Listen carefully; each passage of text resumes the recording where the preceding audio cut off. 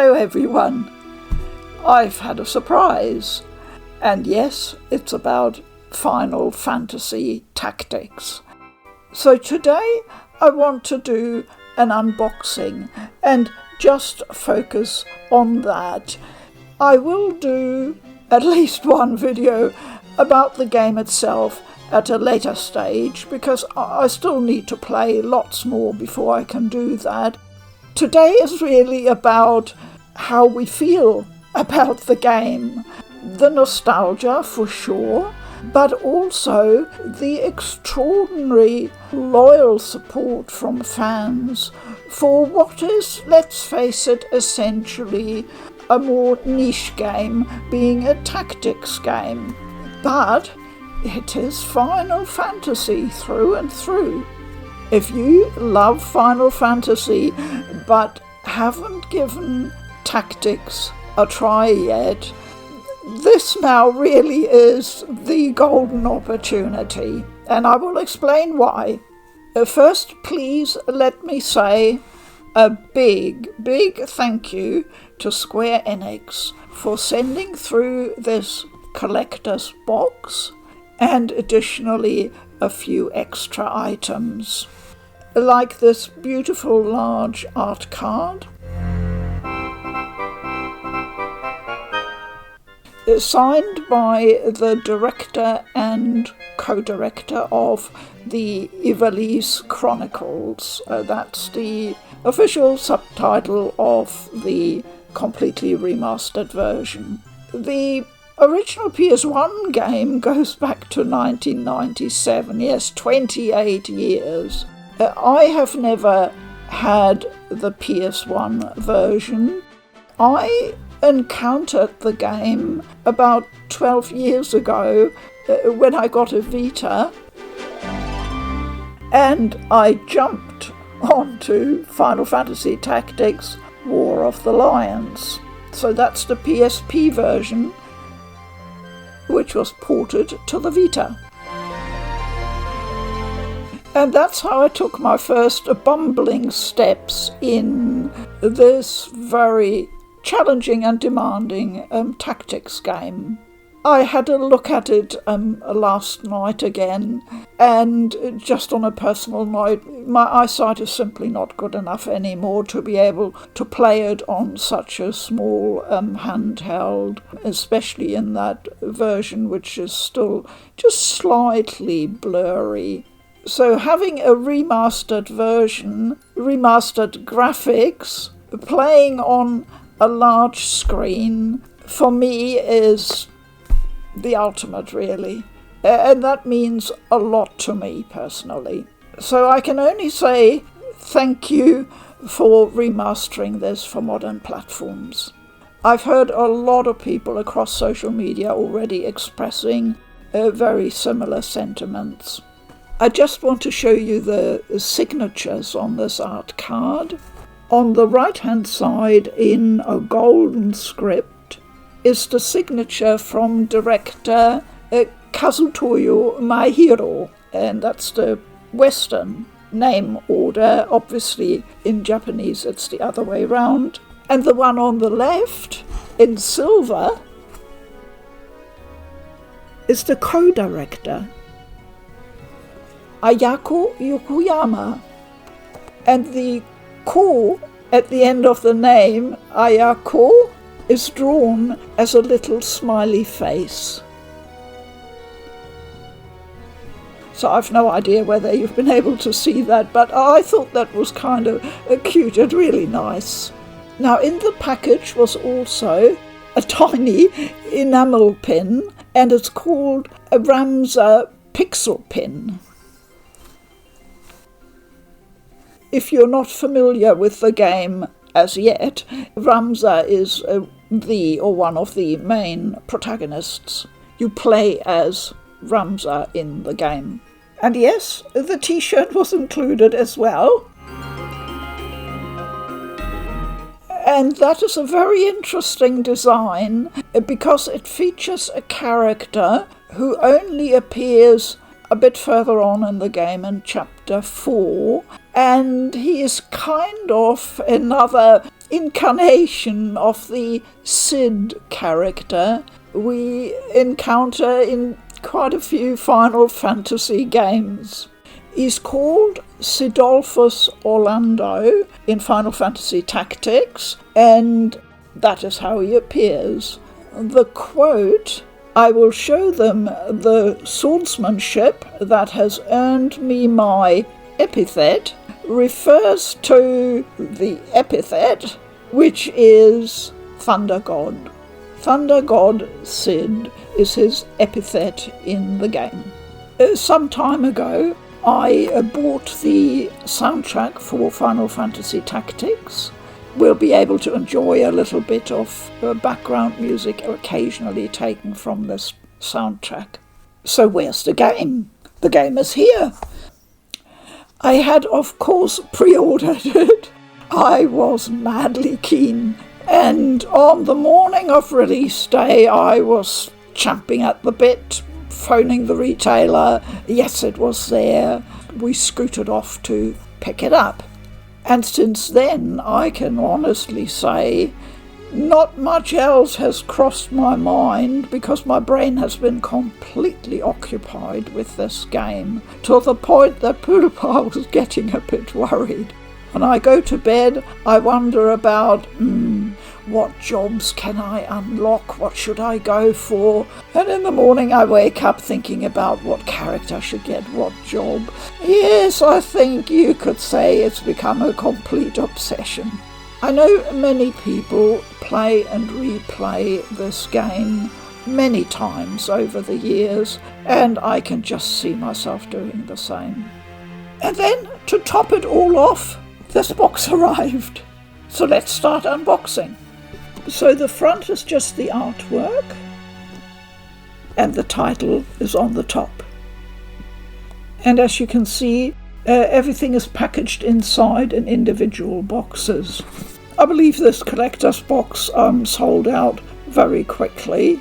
I didn't even consider it because I have no way of organising forwarding shipping from the United States to New Zealand. It would be horrendously difficult and expensive. So the Square Enix shop is unfortunately not really an option for me.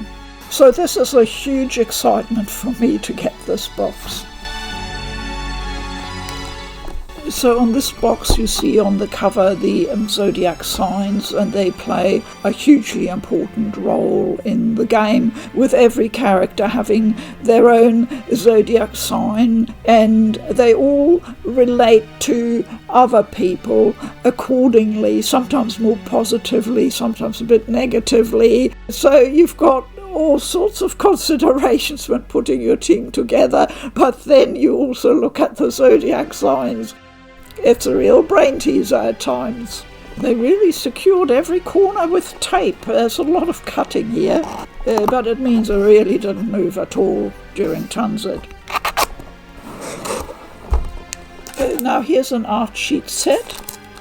You probably from other videos know me and the art and design in games and how much I enjoy games with a high quality design.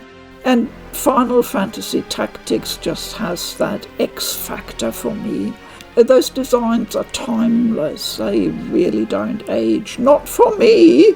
Well, I guess maybe they have aged with me. I don't know.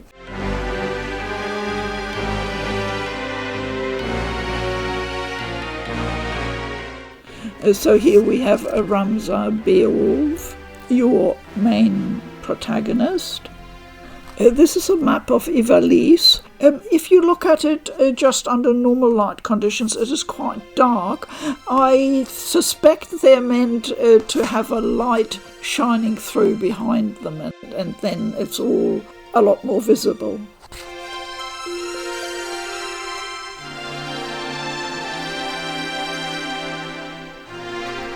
And the third card is another very beautiful one, showing Ramza and Delita in the foreground, and two important female characters in the background.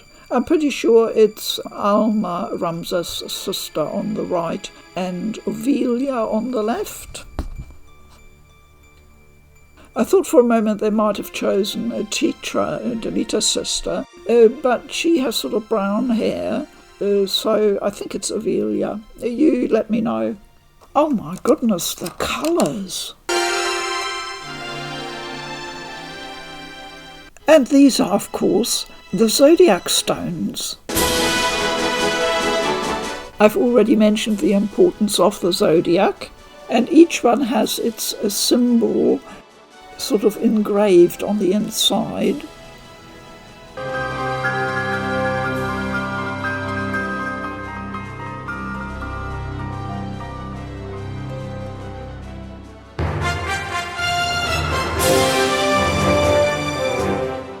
And the back has what I believe is a thin strip of magnetic sheet.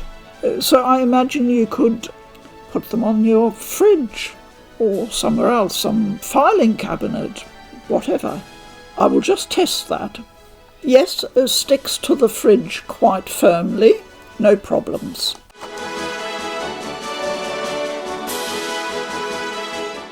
The back label tells me that this is the pop-up of the outlying church. A very important location with, of course, a battle associated.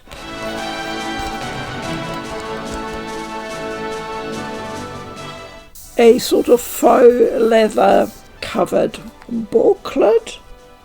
Zodiac design again on the back. Let's have a look.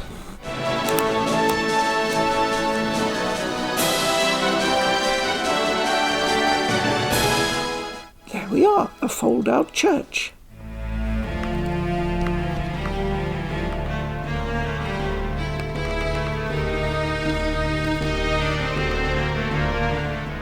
And you've probably seen there's something like an ancient scroll here on the ground, and I'll just try and read what it says.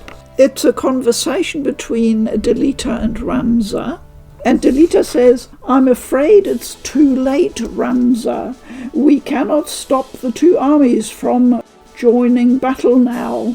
Ramza says, "No, I won't give up yet. I can still convince the Count to avoid this needless bloodshed."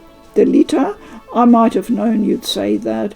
Then our paths part once again. Ramza, be safe, Delita. Delita and you, Ramza. Now, the relationship between those two characters is, of course, very much at the core of the game. Silence is not the answer I seek. Speak, and be quick with it. 'Twas I forced Ramza to go. Was that the way of it, Ramza? Delita led your better judgment astray? No! I went of my own choosing. The fault lies not with him. 'Tis Ramza's noble disposition that guides his tongue, my lord. It is not as he... You needn't be false on my behalf, Delita. It was I who chose to disregard orders. Might I pose a question, Ramza? What purpose do laws serve when even those who would enforce them choose not to pay them heed? What immediately drew me in when I started playing all those years ago on my Vita was the opening, and it captured me just the same way again, now playing it on the PlayStation 5. I am Arazlam J.D. For the greater part of my life, I have been a student of Ivalice's middle age. You are familiar with the War of the Lions? No? It was a bitter war of succession that rent the land of Ivalice in two. Here we first find mention of Delita Hyrule, the hero who would draw the curtain on this dark act of our history. His is a tale of great renown, familiar to all who dwell within our land. But, as we well know, what the eye sees is oftentimes a mere fragment of the truth. There was another young man, Ramza Beowulf. the youngest son of House Beowulf, famed for producing leaders of men. There is no official record of the role he played on history's stage. However, according to the Jurai papers, which had long lain concealed in church archives, this forgotten young man was in fact the true hero. The church maintains he was a heretic of the highest order, an inciter of unrest, who blasphemed the gods and profaned the godly. Which of these two accounts is to be believed? Join me now in my search to uncover the answer, the truth. I can't think of many games that straight away tell you that you're going to experience a historical record of fighting armies and complex political events, but that the way the historical record was transmitted over time fashioned one character as a hero and the other one as the evil one, the baddie, the adversary. And the narrator straight away cues you in. Is that really the truth? What happened? How do we interpret events? How do we pass them down the ages? It's a fascinating question, and one I have looked at and studied over time a lot. As you probably know, history is one of my favourite subjects, and I just love this straightaway assumption on the part of the game and the narrator that they're talking to someone who is thoughtful, who wants to delve into things, doesn't just accept whatever convenient version of history has been put in front of them, that there are maybe different truths to be uncovered. And I reckon this is one of the fascinations of this game down the years and why people like replaying it, because there are no easy answers usually. And being involved in experiencing and evaluating historical events, fictional in this case, but you can apply the same to any real-life situation. So to evaluate them and then to come to maybe a more balanced understanding and judgment, this is something I feel is hugely important and nowadays sadly is very much lacking in a lot of public discussion. You know what I mean. These are old-fashioned values in this game, and I think they are possibly more important than ever. Okay, you know how I tend to digress. No, we're going back to the unboxing. So this is the outlying church, and here we have Ramza himself. So as you've probably already noticed, this is not the type of collector's edition that I normally deal with, and I always say, well, the standard items are art book, a soundtrack, and then maybe a bonus item and something else. This is a collector's box meant to accompany, obviously, the game, with items that you might find in a collector's edition, but not necessarily, and you've got several of them in this box. That's the best way I can describe it. Okay, this is a bit bigger than I expected. I thought it might just be, a small little figurine like you sometimes see, and they're often plastic. Okay. So here we have Ramza. The materials feel very similar to other types of figures I have, so I'm assuming it's mostly PVC.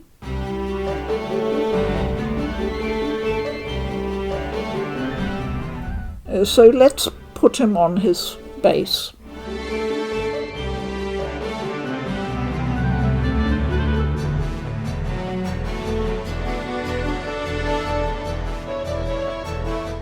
So there we now have a little tableau.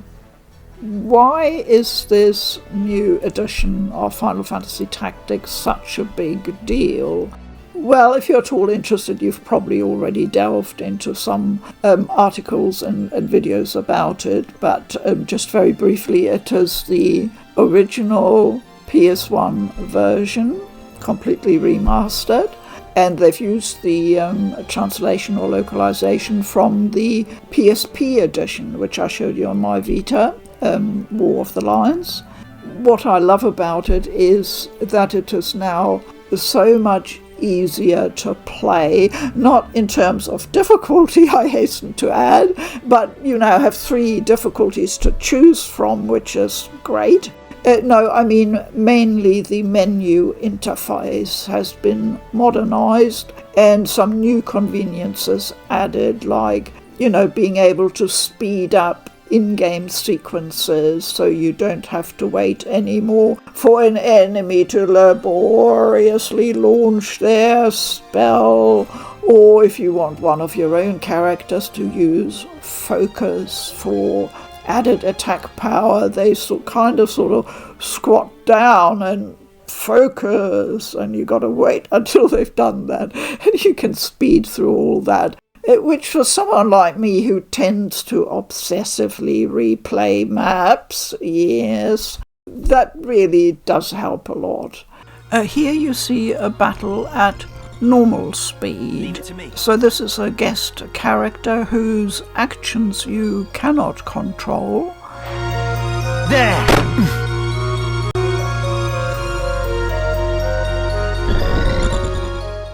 And he's now throwing a stone, taking his time, bending down, picking it up, throwing it. It all takes time. The detail is lovely, but I don't want to see it every time. She's now launching her thunder spell, and that takes a time to set up. Here you see the wonder of speeding up actions during battle simply by pressing and holding the R1 trigger on the PlayStation controller. And a lot of other things have been cleaned up and improved. Like they now have the turn order running on the left, and not only can you see it, and when an enemy exactly is launching a particular spell or special attack, you can even check each individual character panel and what powers do they have. So here's the turn order on the left. Enemies in red, party members and guest in blue. Number 9 at the top you see preparing for aim +1. You can easily check who he's aiming at simply by using L2 to access the individual turn order panels. You see how you have fine-grained control over every aspect of the battle. This is the focus I had mentioned earlier, but speeded up, and I just love how they always jump up and down when their job level increases. The turn order also indicates who is dead, like number 9 right at the top. Once the 3 hearts expire, you can access an enemy's crystal or treasure chest. This red panther is targeting my archer, and the turn order tells you exactly what's happening, even if you can't see it clearly.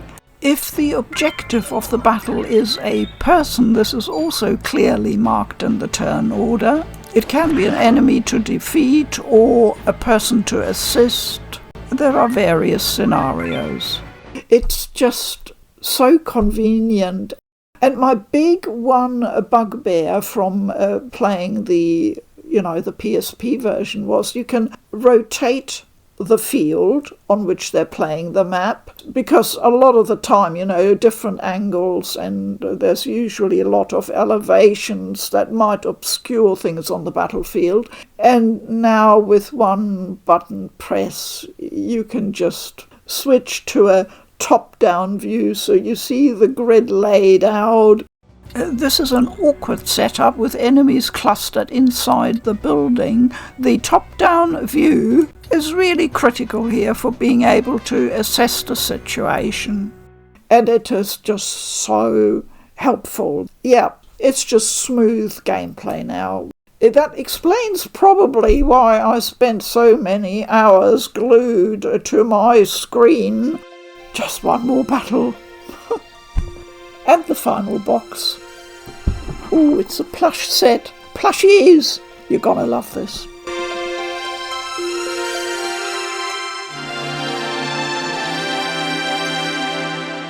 Yes!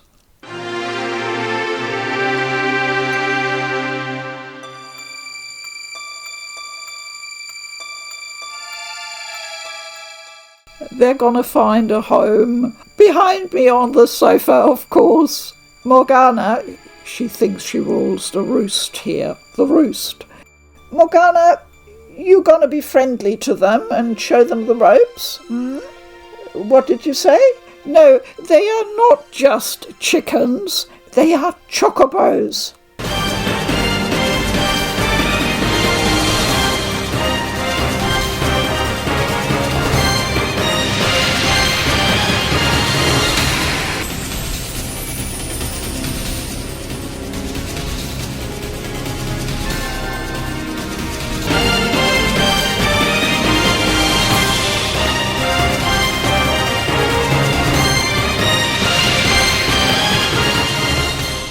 You need to be friendly to them. You hear me?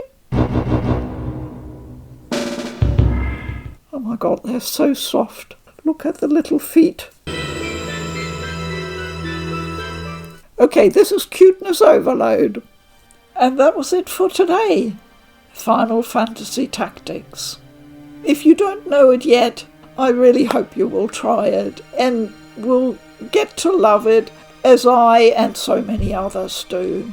There's always someone online ready to help if you're stuck. It's a great community, inspired by what is a truly great game. Thank you very much, as always, for your time. Please keep well. I'm Food for Dogs. Bye-bye.